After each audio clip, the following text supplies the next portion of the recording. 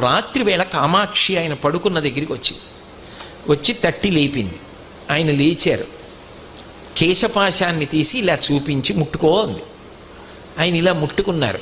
జిగురుగా ఉంది. ఏమ్మా జుట్టు జిగురుగా ఉందన్నారు. పాలు పోసి వెళ్ళిపోయావు అంది. అమ్మా నీ గుడి పునర్నిర్మాణం చేయాలని తాపత్రయపడ్డానమ్మా అన్నారు. ఏమయ్యా గుడి పునర్నిర్మాణం చేయడానికి నువ్వు సంపాదించాలా? నన్ను అడిగితే నేను ఇవ్వను. దానికోసం నా జుట్టు ఇలా వదిలి వెళ్ళిపోయావా? చూడు పాలకంపు ఎంత సువాసనలు రావలసిన జుట్టునది. వెనక్కి వచ్చి అభిషేకం చెయ్యండి. రాత్రికి రాత్రి ఆయన బ్రిటిష్ ప్రభుత్వం వారిని అడిగారు తలుపులు తీయమని. తీశారు. వాళ్ళు గౌరవం కొద్ది, వాళ్ళకి ఆ గౌరవం ఉండేది. తలుపులు తీస్తే వారు గబగబా వచ్చి కంచిలో అమ్మవారికి మళ్ళీ అభిషేకం పూర్తి చేశారు. ఆ తర్వాత ఎక్కడి నుంచి వచ్చిందో కాసుల వర్షం పడిపోయింది. ఆ దేవాలయం అంతా పునర్నిర్మాణం